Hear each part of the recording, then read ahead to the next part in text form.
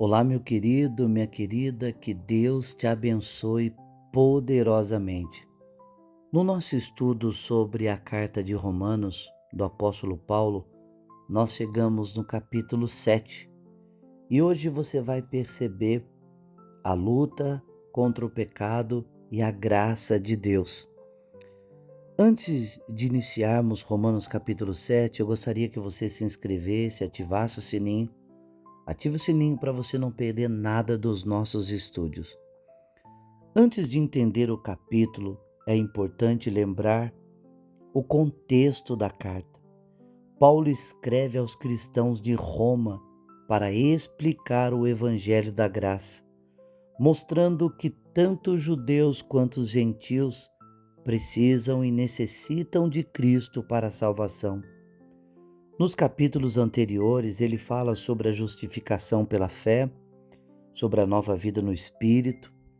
Em Romanos 7, Paulo aprofunda a discussão sobre a lei e o pecado, preparando o caminho para Romanos 8, onde ele vai apresentar a solução definitiva para a vida das pessoas através do Espírito de Deus. Nós vamos perceber que o capítulo 7, do versículo 1 ao 6, a lei e o crente. Paulo usa a ilustração do casamento para mostrar que a lei tem domínio sobre uma pessoa apenas enquanto ela está viva.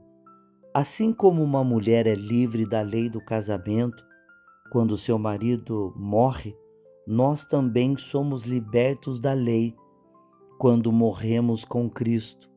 Agora pertencemos a Ele e vivemos sob a graça. Qual é o ponto principal? A lei não pode nos justificar nem nos santificar. Nosso relacionamento com Deus agora é baseado em Cristo, não na obediência à lei. Romanos 7, do 7 ao 13, nós vamos perceber a função da lei e do pecado.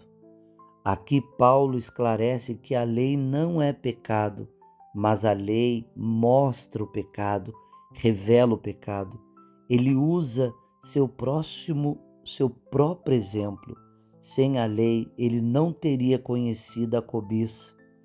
O pecado usou a lei para enganá-lo e matá-lo.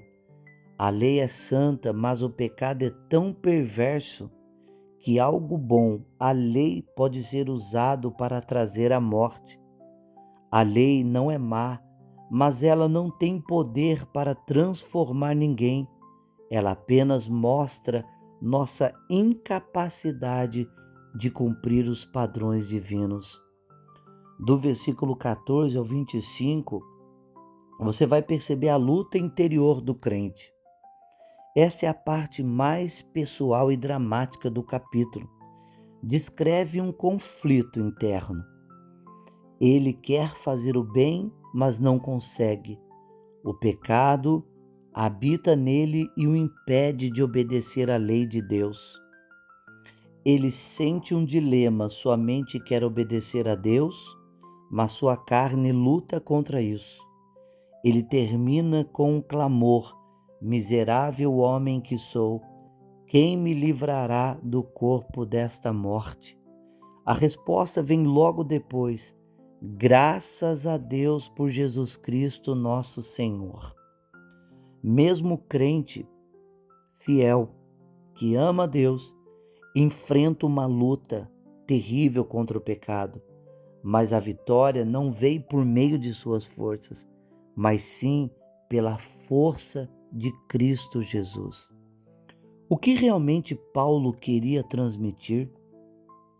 A lei revela o pecado e a lei não pode salvá-lo.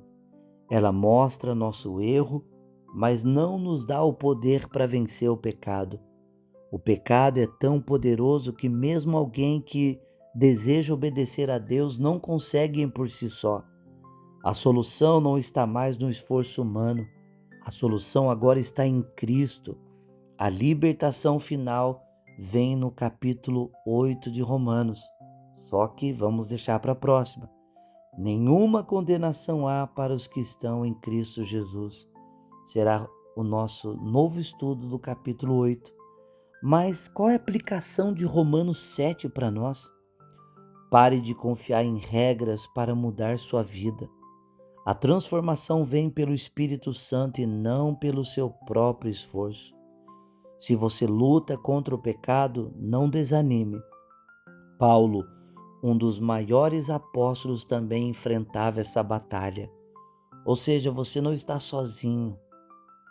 Você não está sozinho. A solução está em Jesus. Em vez de lutar sozinho, dependa da graça e do Espírito Santo para vencer.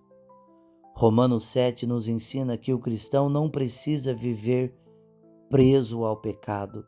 A lei nos mostra o problema, mas a solução definitiva está em Cristo Jesus, que nos dá uma nova vida pelo seu Espírito. Ore comigo nesse momento. Querido Deus e amado Pai, quando nós meditamos aqui em Romanos capítulo 7, nós percebemos, Pai, o quão forte é o pecado em nós. Mas aí nós olhamos para a graça do Senhor e o nosso coração se enche de alegria. Pai, obrigado por Cristo Jesus. Obrigado porque o Senhor nos trouxe a solução contra o pecado. A tua graça, Senhor, nos faz vencer. E eu te louvo e te agradeço por esse momento, Pai. E todos esses meus irmãos que oram comigo, se revele a cada um deles, Pai. Em nome de Jesus. Graças a Deus.